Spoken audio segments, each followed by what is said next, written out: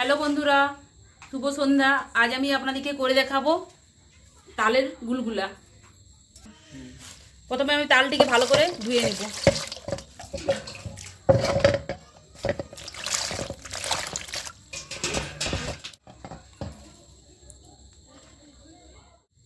ভালো করে ধুয়ে নিয়েছি। এবার খোসা ছাড়িয়ে নেব।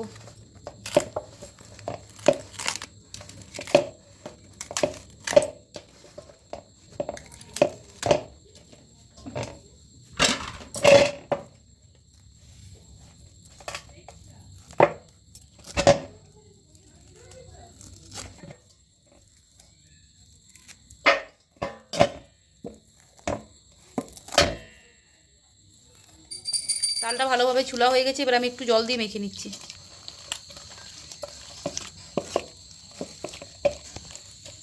এরপর আমি তালটার মাড়ি বার করে নেব।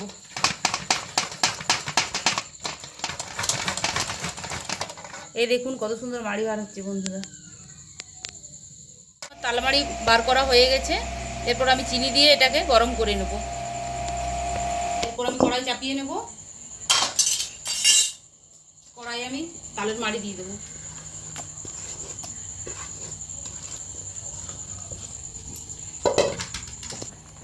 এবার নেড়ে নেব।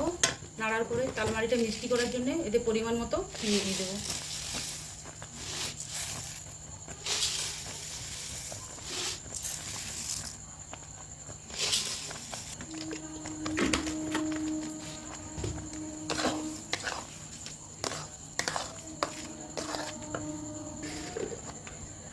পরিমাণ মতো অল্প নুন দিয়ে দেবো। তালটি ফুটে এসেছে। স্বাদের জন্যে আমি কিছুটা পরিমাণের মৌরি দেব।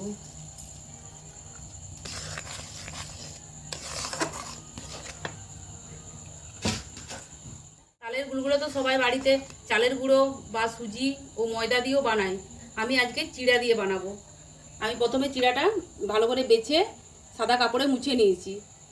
বানিয়ে দেখবেন বাড়িতে চিড়া দিয়ে, সেই স্বাদ। চিড়াগুলো আমি তালের উপরে দিয়ে দেবো। দিয়ে হালকা হালকা করে নাড়বো।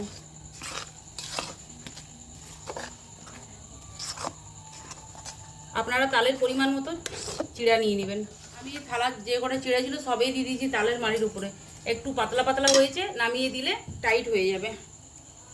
নামিয়ে অল্প ঠান্ডা হোক, ঠান্ডা হওয়া পর্যন্ত আমি রেখে দিলাম। তালের মাড়িটা আবার ঠান্ডা হয়ে গেছে। আমি ভালোভাবে মেখে নিয়েছি। কড়াইয়ে তেল বসিয়ে দিয়েছি। তেল গরম হয়ে গেছে। আমি সাদা তেল দিয়েছি, আপনারা সাদা তেলও করতে পারেন বা সরষের তেলও দিতে পারেন। এবার আমি গুলগুলাগুলো ছেঁকে নেব।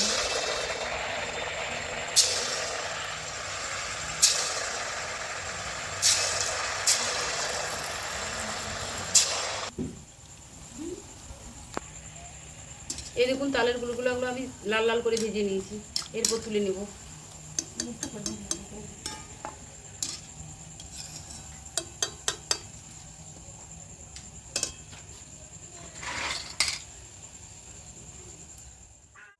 তালের গুলগুলা আমার রেডি।